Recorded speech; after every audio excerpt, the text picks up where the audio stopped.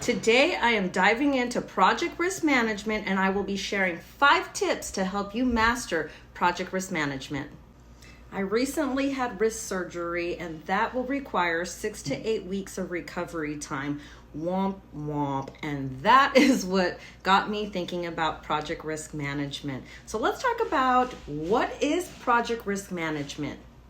According to the PMBOK, risk management is the systematic process of identifying, analyzing, and responding to project risks. This is when you identify risks, you evaluate, you plan responses to eliminate threats and increase those opportunities. Tip number 1, you want to identify any type of risks to your project. This is a good time to get your team together, do some brainstorming, and really think about those hurdles, those pitfalls, and any of those areas that could go wrong on your project.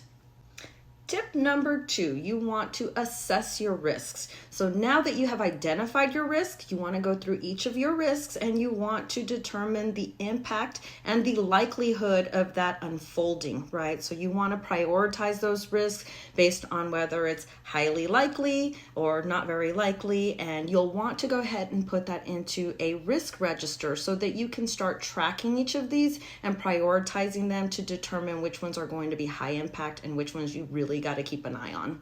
Tip number 3, develop a plan. So now that you have identified your high priority risks, you want to go ahead and log those into your risk register. And the next step would be to go ahead and develop mitigation plans for each of those risks. You also want to make sure that you're tracking the actions, the responsibilities, the timeline, so that you are able to be proactive and not reactive.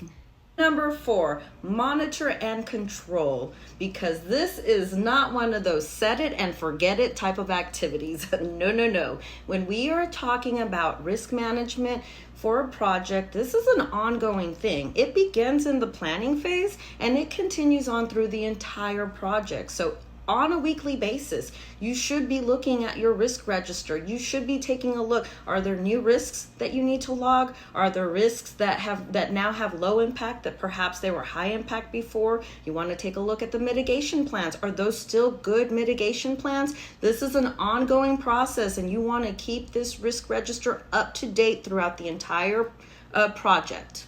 Tip number 5 is all about communication. You want to make sure that your team is informed at all times about these risks and mitigation plans, because the last thing you want is for your project to be derailed because of some risks that were overlooked or, just weren't planned for. So communication is key. There you have it. 5 tips to help with project risk management. And just remember, when we're talking about project risk management, we are talking about being proactive. And the name of this game is making sure that we are one step ahead, because at the end of the day, project risk management equals project success.